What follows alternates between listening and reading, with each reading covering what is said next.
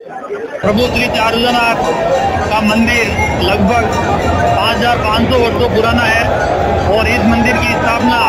जब पांडव अज्ञातवास में थे उस समय आपकी स्थापना करके हिमालय में जाने के बाद में अपना तन त्याग दिया था। उसी दिन से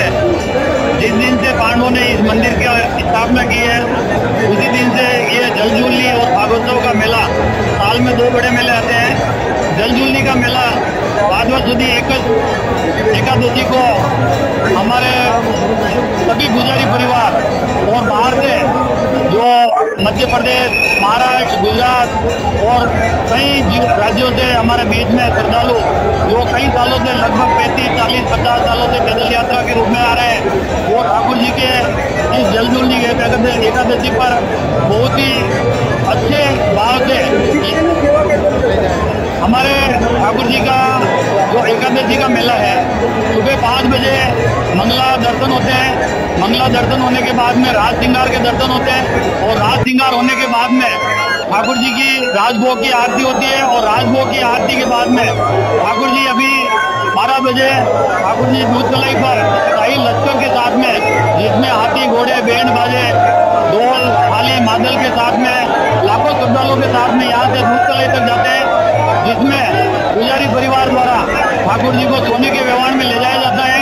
और वहाँ दूध तले पहुँचने के बाद में वहाँ जो छतरी बनी हुई है उसमें ठाकुर जी का श्रृंगार होता है जिसमें ठाकुर जी को बुलाने के लिए ले जाते हैं।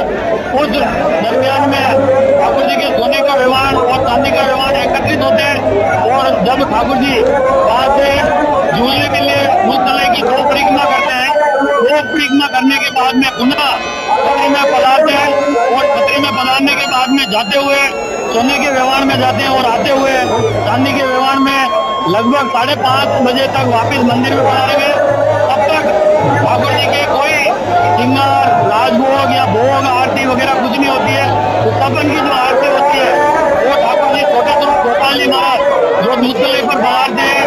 झूलने के लिए वो जब मंदिर में पधारते हैं उसके बाद में उत्थापन की आरती लगभग 5:30, 6 बजे होती है। उसके बाद में संध्या आरती जो बड़ी आरती कहते हैं 7 बजे वो आरती होगी। उसके बाद में दर्शन बंद होंगे।